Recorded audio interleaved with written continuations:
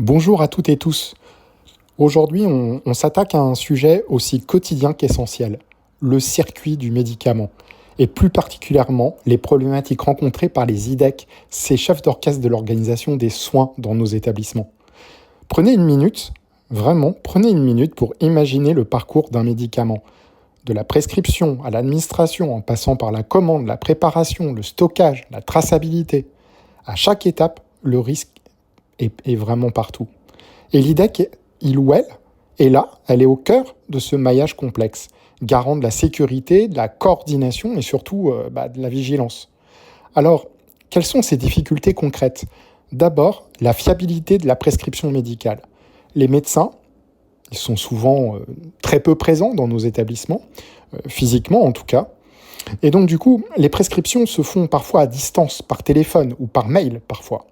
Cela ouvre la porte à des erreurs de retranscription, des ordonnances incomplètes ou non conformes, et ça génère une charge mentale énorme pour les équipes infirmières, et bien sûr pour l'IDEC, qui doit rattraper, corriger, valider. Ensuite, par rapport au circuit du médicament, il y a la logistique, la gestion des stocks, des livraisons, les médicaments manquants ou remplacés sans préavis par les pharmaciens.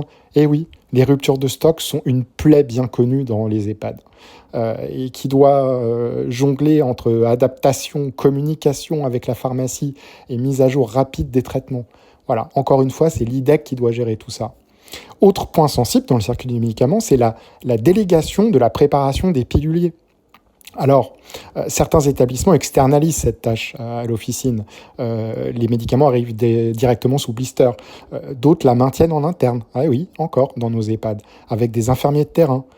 Dans tous les cas, ça demande une rigueur absolue, des contrôles croisés, une coordination constante. Une erreur, et c'est la santé d'un résident qui est mise en jeu. Et là, vous devez faire un EIG soin immédiatement. Et devinez qui doit surveiller, former, corriger, mettre à jour les procédures? Eh bien, toujours l'IDEC. Et puis, il y a la traçabilité.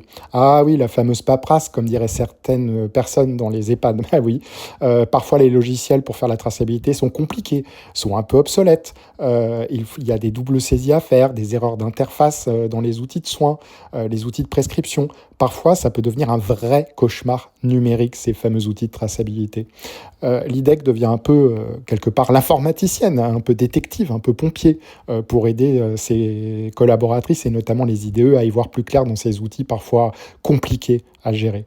Et puis ajoutons à tout ça, bien sûr, la fameuse formation des soignants. Bah oui, on demande aux IDEC de former, alors qu'il y a un turnover des équipes, des remplacements incessants. Il faut toujours former en urgence.